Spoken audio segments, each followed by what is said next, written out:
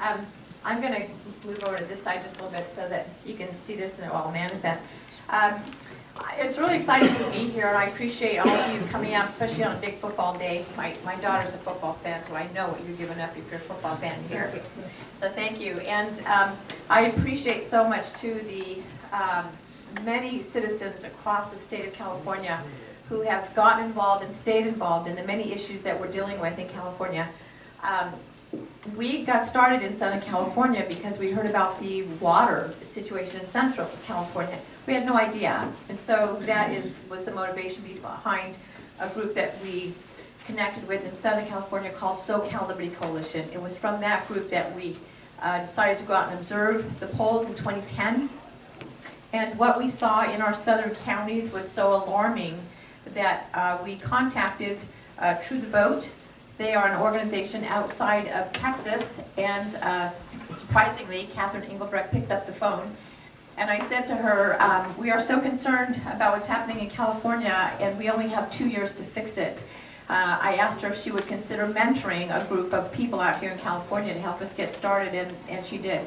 That afternoon, we got onto a conference call with Catherine and Anita Moncrief, who was part of ACORN, and there began our move forward to try to figure out what's going on in California. So this is basically a picture of our history. We did start in 2010. We are a citizen-based watchdog group. We filed as a for-profit corporation in order to protect the work that was being done. Though none of us takes a salary, we make no profit. Every penny that is donated goes into the work. And as I go through the work that we're doing, you'll see where that money goes.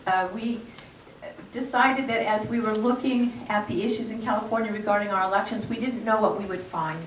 And so we wanted to make sure that if indeed we found that there were any government fingers in this particular pie, we wanted to make sure that the effort was protected. So that's why we are a for-profit corporation that makes no profit. Okay, in the primaries for 2012, we pulled together 1,000 people in the southern counties. We built up to 2,100 in the northern counties. And then, of course, what you heard was how many we brought together. Just to give you an idea, I'm going to move out of the way here so you all can see in the front. I want to give you an idea of how difficult the work is that we're doing in California. There are 40 other states doing the same kind of work. And I'm going to show you just the numbers that we have in our work. But you can see the purple are the counties that we pulled together volunteers for the primaries. From the primaries on up to November, we added in the gold. And that comprised the 21 states where we were involved. This is what I really wanted to see. I had the opportunity to speak to a group that is called Voter Integrity Project out in North Carolina. And so I did a bit of a comparison between our state in California and their state, North Carolina. North Carolina is the 10th largest state in the union with 752,000 plus. Look at the these are the counties in California that are 1 million or more population. LA County is larger than the 10th largest state in the union. And this is the work that we have to do. And I'm going to walk you through what we have discovered over the last 3 years. By the way, we have volunteering in our organization, people from all walks of life. We are nonpartisan. We have Democrats, Republicans, Independents, people who don't care, they just want a fair, honest election, they don't like politics. We have Tea Parties, we have political, we have non-political, you name it. But we are a representative republic. And a representative republic is founded upon the idea that we have representation of those who are governing over us. If we do not have a fair, honest election, and we cannot confidently know that we are choosing those who are governing over us, then we slide from a representative republic into soft tyranny. And many in California believe that that's where we're sliding. I've had the privilege of driving about 100,000 miles in the last 3 years. My part of the company, what we do is to meet with people, to train. I take our research and all the work that we're doing, and I meet with people face to face. so that I can be able to present what's happening and what we can do to fix it. The 2,100 volunteers that went out to the counties in November were trained. We train our volunteers to understand what the election codes are. And this is going to be part of the problem. I'm going to show you something here. Now, this is the 2011 election code book. The 2012 is about a fraction of an inch thinner, it's a little bit thinner. These are the laws in California regarding our elections that our county clerk, registrars of voters are supposed to know. Our Secretary of State is supposed to know. And those who are working in our polls and verifying signatures on our vote-by-mail ballots and provisional ballots are supposed to know what the rules are and what the laws are. We found in our 1,750 incident reports, by the way, incident reports signed under penalty of perjury, that what they saw was true and accurate. What we identified is the laws in California are not being implemented in our polling locations. And it's not because our poll workers are terrible people. It's even not because our registrar of voters, county clerks are terrible people. They're not being trained in the law. They don't know what the law is. They don't know that when they're trying to help their polls work more effectively and they change a particular procedure, that they may actually be eliminating a protection that's for the voters that's part of our law. So we created a report, and in the back you'll see a packet like this. And if there's someone who'd like to pass them out, you can do that while I'm speaking, or afterwards you can go over and pick one up.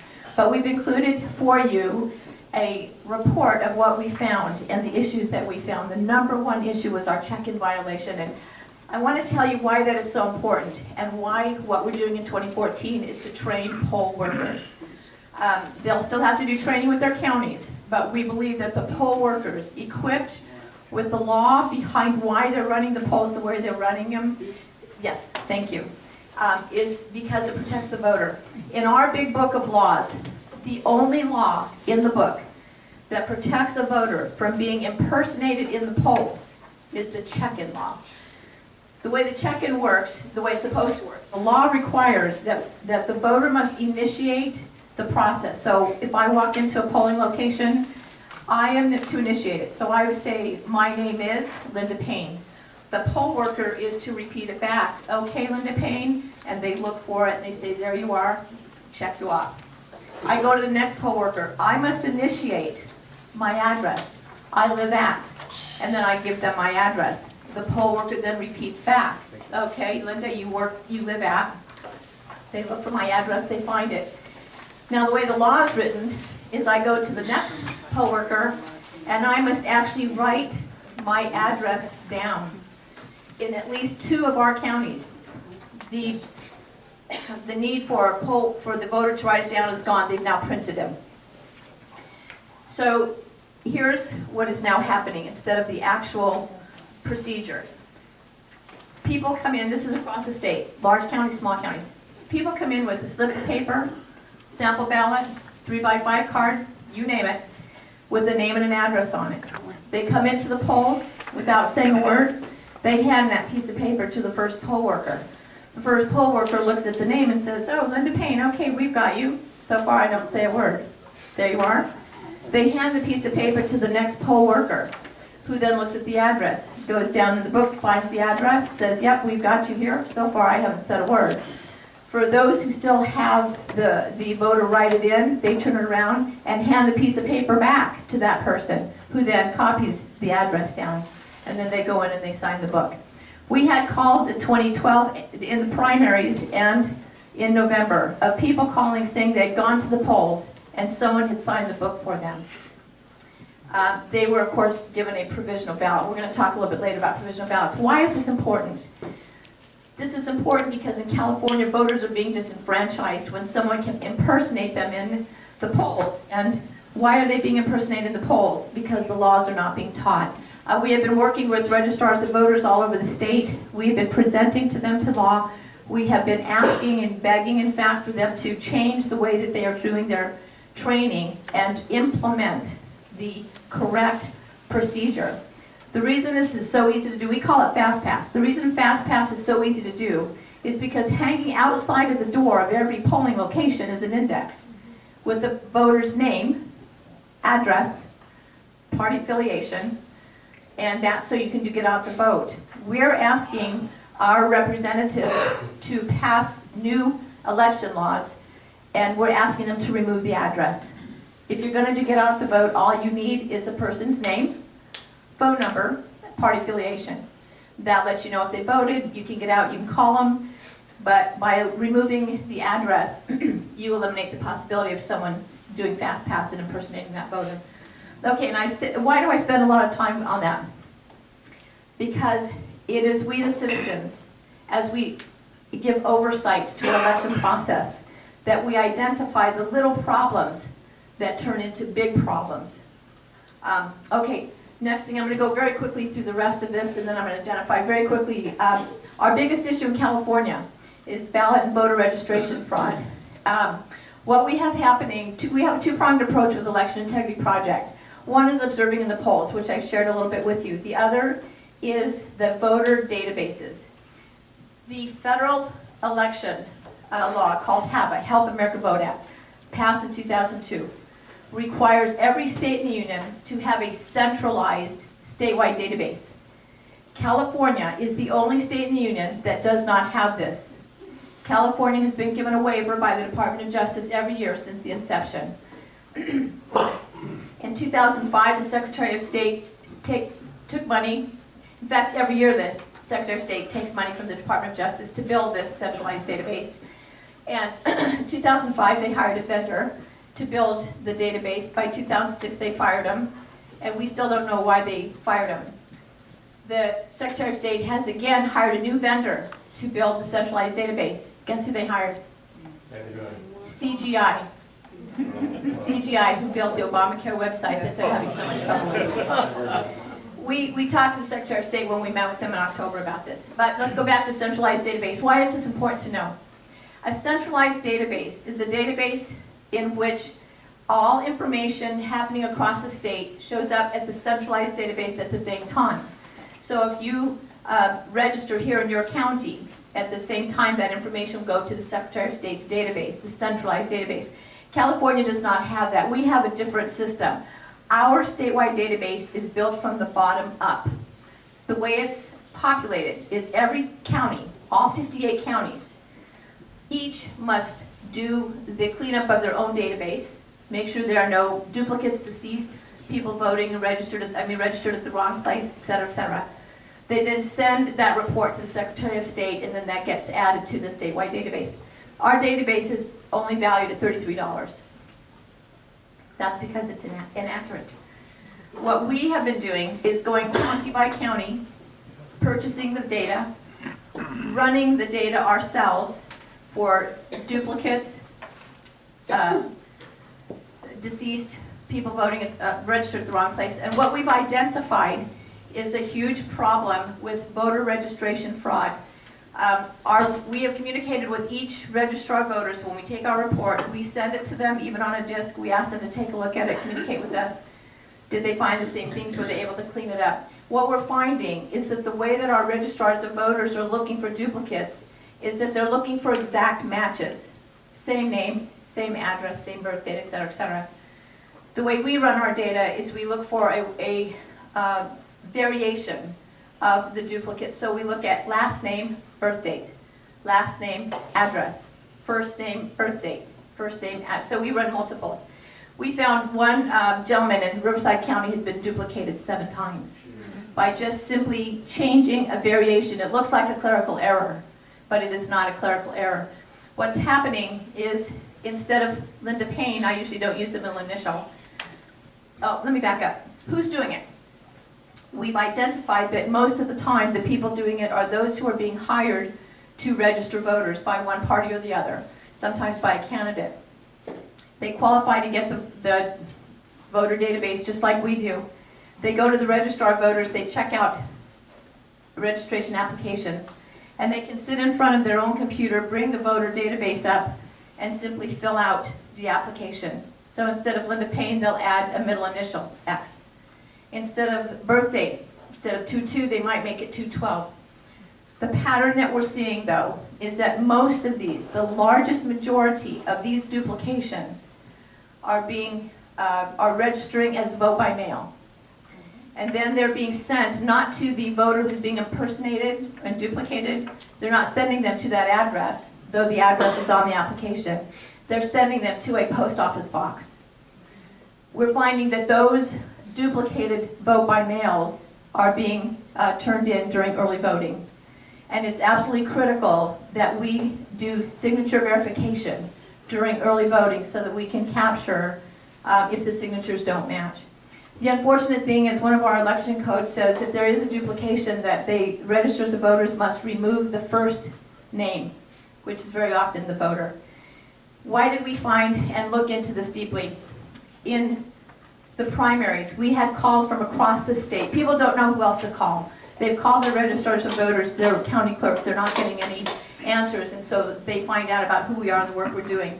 We got calls in the primaries of Democrats who had been changed to no party preference. We'd gotten called from Republicans who had been changed to Democrat.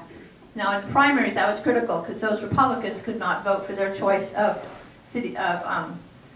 committee, the Central Committee, or the President. Each of our reports, we have met with our registrars of voters and we have showed them the issues, we give the report to them, and we have 2 cases that we've taken to the DA. One thing that we can do is once we see those duplications, then we can go to the registrar of voter, we can ask who checked out those applications. And in doing so, we are able to identify who's doing the duplication. We do have Acorn is still alive and well in California, they're just not called Acorn anymore. So our hope is that our DAs will take action. We met with the Secretary of State in October, and basically the Secretary of State said that they are not responsible for elections in California. This is my paraphrase. They don't oversee elections in California, and so if we are concerned, then we go to the Registrar of Voters. We have sent a letter back quoting the law that says the Secretary of State is indeed and in fact in charge of elections in California. When the federal government has a federal law that must be implemented in our state, they don't send it to the registrars of voters, they send it to the Secretary of State, who then must implement it across the state. So what we have happening in California is every county functions a bit separately on its own, implementing the laws and doing their own voter roll checkup, and that's why we have a problem. We are going to begin a huge push in 2014, asking citizens to help put our voices together and demand that a centralized, have a compliant database be built. We're going to ask everyone to be involved in demanding that CGI not be the one and only vendor that actually qualified for the job. We're going to ask them to be involved. Can I get a glass of water? Thank you. We're going to ask citizens to get involved in having a larger voice. What we're going to do at the end is I'm going to pass the sign-up sheets along, and if you would like to be in our legislative alerts, thank you so much. If you'd like to be a part of our legislative alerts as we get involved, communicating to our Secretary of State and our registers of voters and our Assembly and Senate reps, that's how you can get involved to be a part of that. Thank you. Okay, let me go on to the next one here. All right. In the 1,750 incident reports that we saw, we broke them into these categories. Number 1, vulnerable populations. We identified 3 vulnerable populations. Number 1 is our college students. We had many, especially in the southern counties where we have lots of junior colleges, universities, private colleges. We observed what was happening on our college campuses, and what we observed is very alarming. One of the most alarming is that we saw freshmen in Santa Barbara having political operatives joining them on the freshman week and registering them to vote. And hearing these freshmen say, oh, I've already registered to vote at home. Then being told, well, that's okay, you can register to vote here too. Now the thing is, they could register to vote where they're going to college, but they must unregister to vote at their homes, but they're not being told that little part. They're also not being told that if they're from out of state and here on a grant because they're out of state, that if they register to vote in California, they may lose grant money or funding for their schooling, because they then, if you register in California, you must be a resident of California. So these freshmen are a vulnerable population. They're also vulnerable because they're being told that they can vote in any county. In LA County, we observed in one of our polling locations, students coming from multiple counties to LA County to vote. Our observers heard the inspector let them know that that was okay, and we have brought the law to them. We have what's called an election issues handbook, where we quote the law to show here's what the law says about voting and who can register in each county and so on and so forth. That inspector told us that they were actually trained to allow students to vote in LA County from any county in California, and that at the end of the day they would simply send those provisional ballots back. They wouldn't count them in LA anyway. That particular area had a 600% turnout. And so we'd like to know, did all of those who voted provisionally, did those provisional ballots get sent back to their correct counties and the correct ROVs before the elections were called? I don't think so. Okay, third, vulnerable population is a huge concern for all of us, and you'll see this in your packet. These are non-citizens who are here legally. This was one of the issues we saw in 2010 that concerned us down in San Diego County. There was a young woman working in a polling location. She was not a citizen, but she was very proud about being able to work in the polling location and being able to vote. And in her chat with one of the poll workers, the poll worker explained to her that she actually is not legally allowed to do that. This poor woman was so shocked, she ran from the room, scared that she would be deported and lose her job. We began to dig into this. Why would a non-citizen think that she could register to vote and that she could work in the polling locations? One of the places that we found it that's happening in California, it's in your packet, page 42. It's on the Secretary of State's website if you want to download the whole manual. Page 42 of the California National Voter Registration Act says, regarding the question on our applications, regarding the question that says, are you a U.S. citizen? Check yes or no. If you do not check yes or no, the county clerk registrar of voters to send a postcard to that person saying you forgot to check the box. If the person does not send back the card and everything else on the application is correct, that person's application goes on the voter rolls as a citizen. So could a non-citizen be manipulated by a boss, by a group, by a union head, by whoever? Can they be manipulated? Absolutely. Our applications, we've contacted our registrar of voters, we've asked our Secretary of State, what are they doing to ensure the citizenship question is accurate? And they said, well, at the bottom of the application is the phrase that says, I've declared under penalty of perjury that everything on the application is clear, is true and honest. Well, what if you don't check off the box at all? Have you lied? No. What if when you get the postcard you don't send it back? Have you lied? No. So by simply not answering the question, we have found that non-citizens can indeed be manipulated into registering and voting. And from the reaction of the young woman who ran out of the polling location, she did not know she was breaking the law. So we're asking that that be fixed. Again, this is something we're going to ask Californians to put our voice together. We're going to ask our legislators to please fix that by simply changing one phrase, adding the word not. If you do not sign or check off the box, and you do not send the card back checked off that yes, you are a citizen, then you do not go on the voter rolls as a citizen. And that will help clear up some of that. So these are little things that we've identified that none of us knew, but we identified because we spent 3 years digging in and looking. Okay, very quickly, poll workers, we talked about that issue. Not enough training. What we're doing, you'll see in your packet, there's a project in California, it's called Adopt a Poll.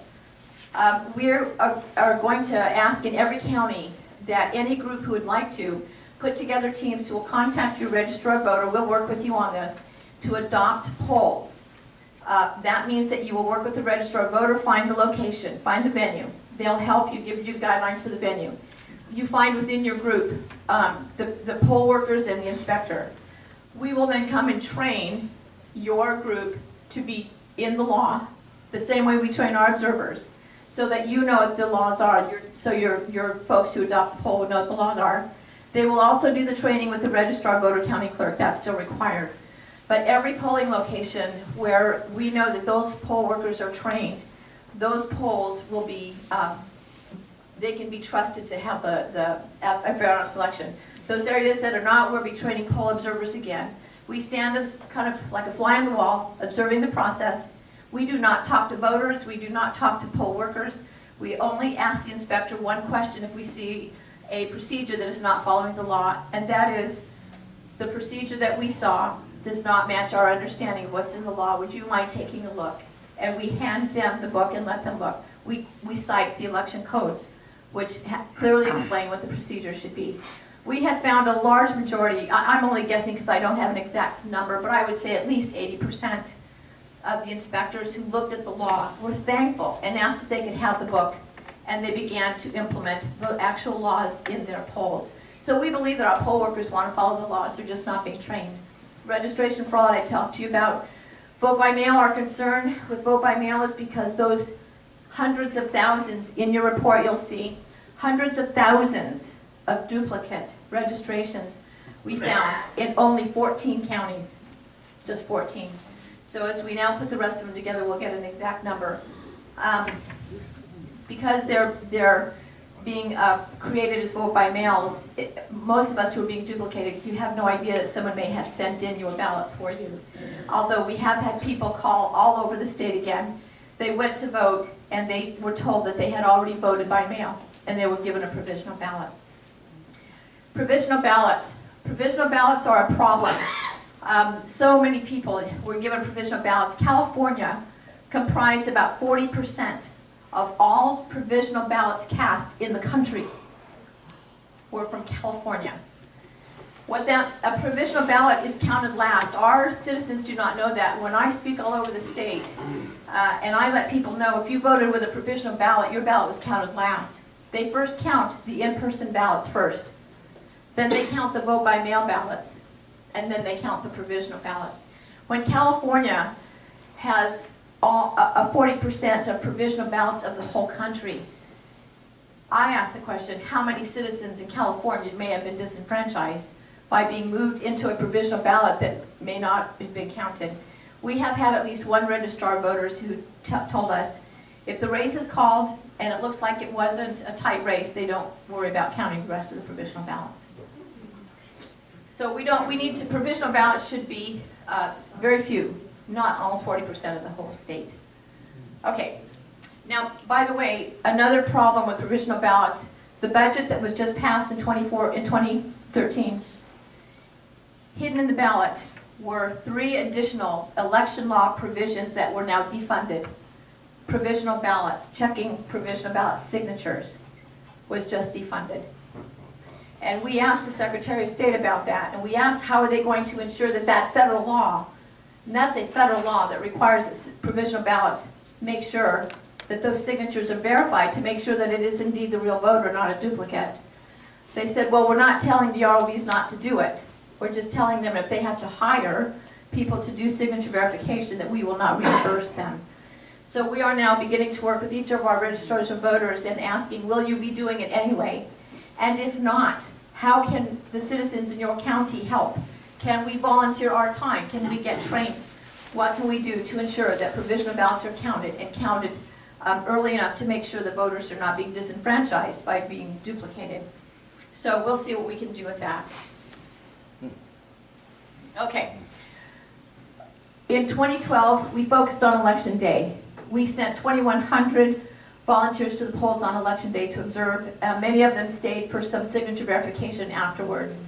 We have learned from the races that we've been involved in now in 2014 as we've been trying to learn a little bit more about how the process works, that we need to have people involved in doing signature verification during the 30-day process before. Now, the good thing is it's in the county clerk's office and you have to go by appointment. It's only like 1 or 2 depending on your county, how big it is, but observing the signature verification. We have learned because of the duplicate ballots that that's where those early vote-by-mail ballots are sent in. Very often those are the duplicates. We worked behind the scenes in the anti-VIDAC race. And back there is the work that we did on the anti-VIDAC race. We didn't do it for political reasons because we are nonpartisan. We did it to ensure that the citizens in that district had a fair, honest election, that there were not more vote-by-mail and provisional ballots that were going to sway an election that may or may not be a real voter. So for the runoff in anti-VIDAC, we sent teams from all over the county all over the state. I mean, they came into that district, and we observed the early vote by mail signature verification process in each of those 4 counties. We sent volunteers out on election day. By the way, what we also did on there is we actually purchased the data in all 4 counties 2 weeks before the runoff. And we sent the number of duplications to each of our the registered voters. We sent them to our teams. And we asked each of the registrars of voters to check provisional ballots and vote by mails with the duplicate list that we sent them. And many of them did. So we found Kern County had a 2.7% provisional ballot turnout as compared to 40% of California in November. So it makes a difference, these provisional ballots. So this is what we're looking at in 2014, is to have volunteers be involved early voting, election day, and post-election day. Okay, I think we're kind of just going to move through this real quick. We've talked about all of this, because I want to be able to allow for questions. Okay, what's next? Legislation. We actually are working with a couple of legislators already. With our research, we have provided our research to legislators. We've asked them to begin to make some changes in our laws to make sure that voters are protected, and they're already working on that. By the way, there is a vote by mail, not a vote by mail. There's a voter ID, a photo voter ID initiative that is now going through the process. It should make it on the ballot. We're going to need citizens to help us across the state get the signatures to get it on the ballot. So if you're interested in helping, if you sign up to get our legislative alerts, please let us know if your Tea Party would like to help get signatures to help put that on the ballot. Educate and communicate, that's one of the big issues that we're looking at. These vulnerable populations, all of us sitting here, me before I got into this, I was a teacher. I didn't study election codes. We don't know that we're being manipulated. We don't know when we're being manipulated. We don't know how. I'm not going to tell you that everything in California is corrupt. I'm going to tell you that there's some corruption in our process. And those who have figured out how to manipulate the holes and the corruption in our process are indeed doing so. Again, we work, by the way, I forgot to tell you this, we do work with a federal election law attorney from our very beginning. We brought on J. Christian Adams. He was the federal election law attorney who worked with the Department of Justice at the time that the new Black Panthers were harassing, and that case didn't go forward. Anyway, he resigned, started his own organization called the Election Law Center. If you want to follow what's happening across the state, he's got a great website. We have worked closely with him as we have put in place our game plan for California, as we pulled together our information and our evidence to make sure it would hold up in court. If there is legal action to be taken, we wanted to make sure that the evidence would hold up. We have given him all of our information, and he has said that it will hold up in court. We have to raise the funds to file the action against the Secretary of State and the Secretary of State's office. Unfortunately, we have spent a lot of the summer reaching to people outside of California, other organizations, and the bottom line is they think California is lost. And they've said, listen, if California, with all of its wealth, as big as it is, cannot raise the $100,000 to file legal action against the Secretary of State who's corrupt, why should we? So this is going to be our message in 2014. Okay, Californians, if we want something done, there has to be consequences. If we can prove, and we have, because he said that evidence will hold up in court, if we want to start the first leg of action, to file action against the Secretary of State, then we're going to have to raise that first $100,000. That seems like a huge amount to folks like us. But amongst all of us, there are business people, there are, I don't know, we've got to find a way to reach those who care about what's happening in California. Why do we have the gray wolf situation happening? People are not afraid of being voted out. Those who are manipulating the system, they know exactly how many numbers they need. They know how many provisional ballots need to go in. We have seen this pattern time and time again from 2012, now 2013. A candidate may be winning by a particular number of points. By the time they've counted the vote by mail and provisional ballots, they lose by almost that same number.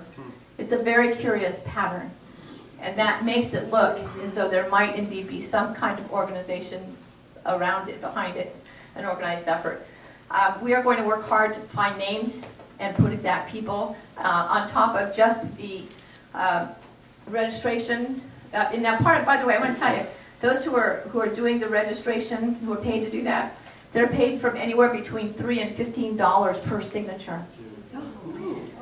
They're supposed to, by law, they have to be a resident of California to do voter registration and get paid for it. We identified a group in Alameda County in early 2012. He lives in another county. He makes $70,000 a year getting signatures. And we asked, one of my board members identified him and talked with him and asked, how is it that you're spent 3 months in California getting registering people to vote? And he said, well, we just use the address of someone from the company who lives in California. We all just put that address down. They work for 3 months in California, they go to another state, work in that state, go to another state, work in that state, and then it's harder to identify them as committing any kind of a crime.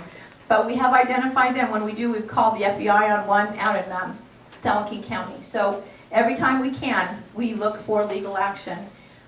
So this is what we're doing. Litigate where we can. Litigation is very expensive. The most important litigation we can do is to force our Secretary of State to follow federal law. In the packet I have for you, we've identified every federal and state law that is not being followed in California. So the best thing that we can do in California is educate each other. Take that packet, feel free to make copies, let people know what's going on. Work with us to build a team in every one of the counties represented in this room. We will train you. We communicate directly. You don't have to do data. We do that ourselves. We work with the registrars of voters directly. By the way, we are making progress. The counties from the Senate District 16 race, those 3 of those 4 counties are now working closely with us. They are updating their voter rolls the way that we've showed them how. One of them did not match ours, and so we met with them. We walked them through how we do the work. They looked deeper. It turns out that particular county hired a vendor to clean up their voter rolls. The vendor had a glitch in their system. The vendor fixed the glitch in the system, and now their numbers came up the same as ours.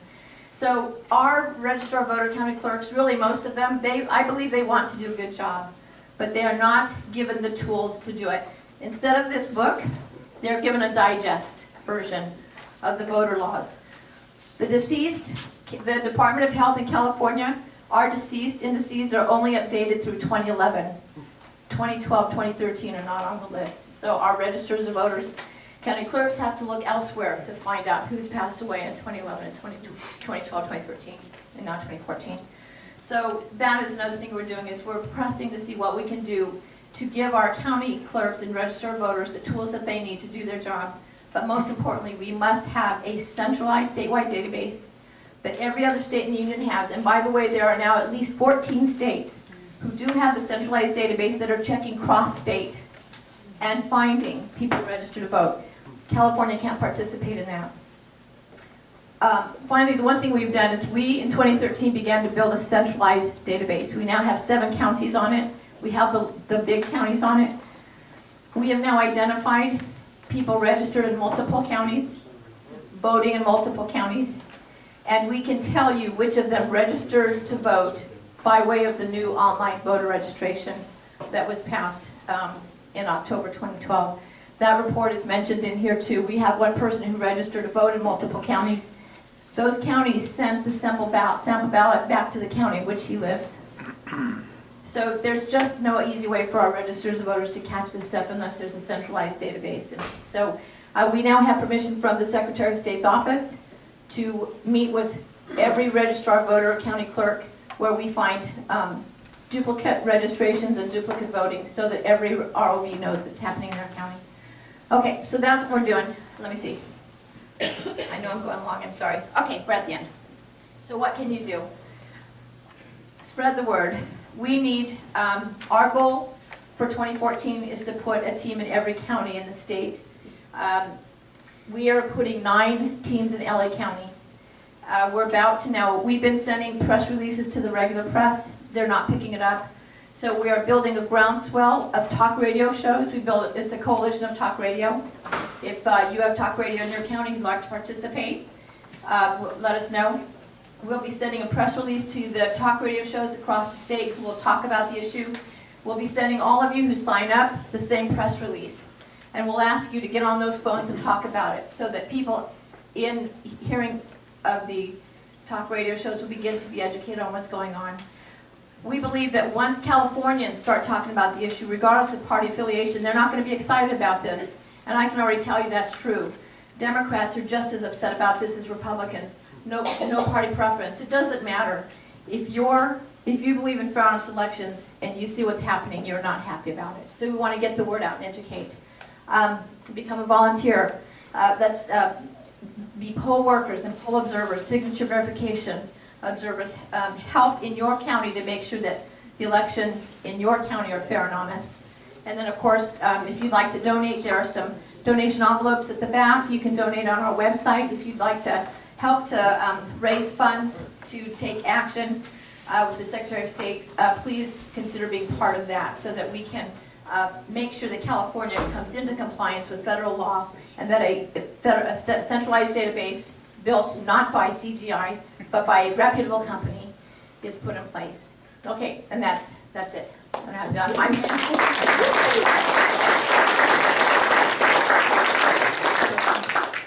I've been a poll worker here for many years, and I can say that in Sutter County, I have retired, so to speak, but for many years, I worked the polls here, and unfortunately, or fortunately, because I'm such a pushover, and by default, I always wound up with the professionals. But we had a lady here, her name was Joan Bechtel, a wonderful registrar of voters, and she really trained as well. And she would tolerate anything that's out of context. I can say that from these people here, but I haven't worked for the last cycles, presidential, recall, you name it, I've worked for all of them. And I can say from those things that these people here, they are really very good and thorough. So one thing you haven't mentioned is that at the end of the counting, there's always a group of people that comes together and they go over each provisional ballot, verify all these things. I forgot what they call it. Signature verification. Which what? Signature verification. Oh, there's another word for it, but that's okay. So these people here in Sutter County are very thorough. You know, and what he's saying is he's worked as a poll worker in Sutter County, and believes that Sutter County does a good job and is very thorough. And we have found really that a large number of our county clerks, registrar voters, really do work at doing a good job and are as thorough as they know to be. Many of them did not know about the check-in process. Now, this is an interesting thing with Kern County. They made a major change during the runoff for the VIDAC race. For the first time, they actually implemented that law. They put signs on their check-in tables that said, voter must state name and address. And that eliminated the possibility of fast pass. That's a very simple fix we'd like to see all registrars of voters, county clerk. Just put a sign there to let voters know that they must initiate it. That's the best way to protect against impersonation. I want to object a little bit. People may think that they're getting good training, but if you don't know the difference, you don't know that you didn't get the training you should have. For instance, a couple of years ago, by law, you're supposed to be able to observe the votes coming in. The county clerk refused to let candidates or their representatives attend. She also refused to let representatives of the major parties attend for the votes to be brought in. Now that's in contrast to the actual law. We called the Secretary of State, no return calls. Nothing done about it. Plus, we set up a box outside the door. I've watched people bring in 10 to 15 ballots at a time. That's not allowed by law. So they set a box up outside the door so they don't have to look and see how many you put in that box. And I'm just going to quickly comment on that. That is very true. What we're finding as citizens, we are not trained in this book, so we don't know when we're not getting good training. The procedures regarding the ballot box. We have testimony from our observers who identified ballot boxes sitting on any government office desk or counter not observed at all, just sitting there. We've also identified them sitting in the parking lots of government buildings. And in Santa Clara County, we identified a ballot box left on the corner of a street corner attached to a light pole. So when we've talked to these registrars of voters, say, what are we doing here? They're saying, well, what's the difference? They can drop them into a mailbox. Well, the difference is the mailbox is metal. The difference is the mailbox, what you put in the mailbox, does not have law governing that when you are dropping off a vote by mail ballot for someone, you have to sign a log. You have to identify. When you have a box sitting on a street corner or on a desk or in a parking lot, you can bring as many vote by mails as you like. The early voting I talked to you about, that's where it's happening. So without observation, people are dropping in large numbers. That's where those duplicates are coming from. Here in Sutter County, that is happening. We have a box that looks like a mailbox as you walk into the elections office. There's also a cardboard box on the desk. And I have personally observed, and I asked our county clerk about the box outside. And she says that's to make it convenient so people don't have to come in. She told me, and I will quote, that our Secretary of State has required us to have those boxes. And this